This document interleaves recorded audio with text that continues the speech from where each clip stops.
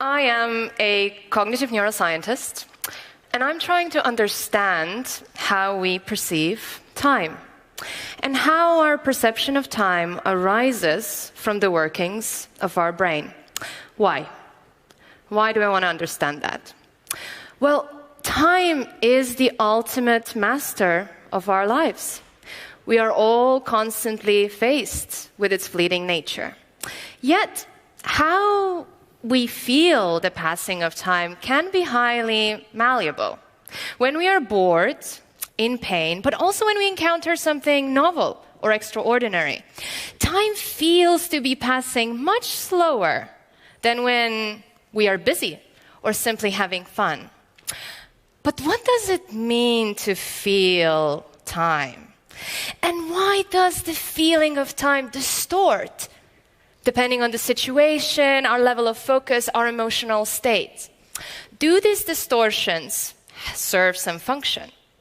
And can we gain some level of control over how we feel time? These are very big questions, and we do not have the answer to any of them, not just yet. But I will tell you about a surprising discovery I believe will take us a step closer to unlocking the neural basis of time. And I will show you that time is not something that is created solely by the brain, but it is also intimately shaped by what is happening inside the rest of the body. I work in the lab of action and body at Royal Holloway, University of London, and in our lab, we look at the brain from an embodied point of view. What this means is that we believe we cannot fully understand the workings of the brain if we take it out of the body. Because after all, the main reason for us to have a brain is to keep the body alive so that we can act in the world. And for that, it is not enough for the brain to perceive what is happening in the world around us, but it also needs to perceive what is happening inside of our own body. It needs to understand what our body needs at any moment in time. That additional internal sense, the perception of the body from within, is called interoception. And one example of interoception is the perception of our own heart. Yes, the heart. I think all of us know that the main function of the heart is to transport oxygen-rich blood all through the body. And like other bodily functions, it is controlled by the brain. So when I want to move, the heart should start beating faster to provide more oxygen. When I need to slow down and focus, it will also slow down to preserve the oxygen. But what many of you may not know is that the activity of the heart itself shapes the activity of the brain. But before I get into that, let me give you some very basic neuroscience. So, the brain receives information from the outside world through our eyes, through our ears. But to make sense of that information, to perceive, it has specialized sensory areas. Like the visual sensory area that allows us to see the redness of the TEDx sign, or the auditory sensory areas that allow us to hear the sound of my voice. The information can be the same, but our perception can differ very much. But in order to act in response to what we perceive, brain has separate movement control centers that are responsible for initiating and controlling movement. That's what makes me move my hands constantly as I'm speaking. So, how does the heart shape the brain then? Well, it turns out that there are sensory neurons in our heart that fire signals to our brain to inform it about the state of the body. But they fire only at the time when the heart contracts, and they remain silent when the heart is relaxed. So the brain and the heart are in a constant rhythmic dance. Every beat makes the brain step into an active mode, priming us for action. And between the beats, the brain steps back into perceptual mode, priming us to take in information. Now imagine what happens when the heart starts beating faster. There are more beats, so the brain is more likely to be in the active mode. Whereas when the heart slows down, there are more periods of time between the beats, so the brain is more likely to be in the perceptual mode. This got me thinking, if the heart shapes perception in such a way, will it also shape the perception of time? Is there a causal relationship between our heart and how we experience time?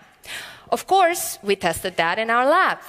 We invited 67 volunteers to participate in a study where we asked them to judge very brief durations of different stimuli. These could be sounds, images of simple shapes, images of people showing different emotions.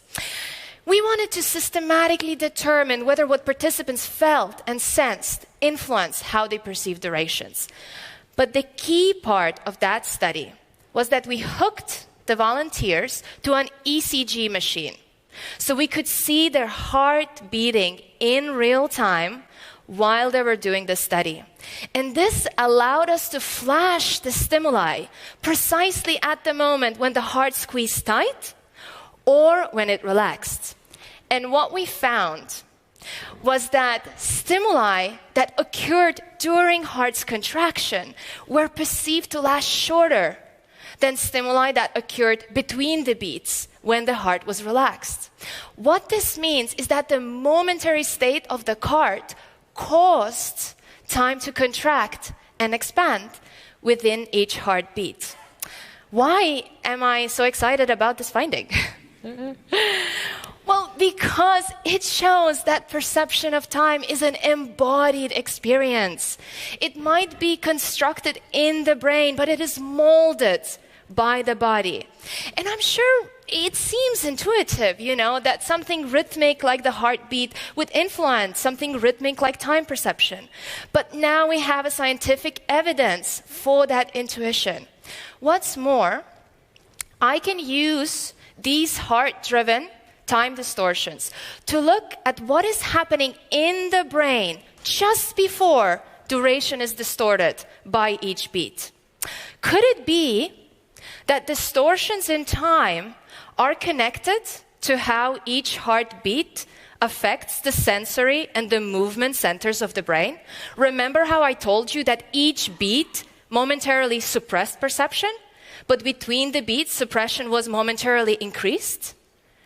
So could it be, and we showed that time is contracted during the beat, but expanded in between the beats? So could it be that our experience of time arises from the way in which our brain takes in sensory information that is shaped by the heart? And if that is true, could the function of our highly distorted sense of time be to shift us between an active and perceptual mode? Time could contract when we need to move, but it may expand when we want to perceive. So maybe that slowing of time you feel when you're bored is there to actually expand your perception and allow your mind to wander to something new. I hope I've shown you that one way to shape how we experience time is to work on the internal state of our body. So the next time becomes a little bit too fleeting, like right now for me, let's maybe try to take a deep breath. Yeah? Feel the heart slow down and let the brain expand the moment. And maybe that momentary expansion of time will also broaden our perception. Thank you very much for listening. Thank you.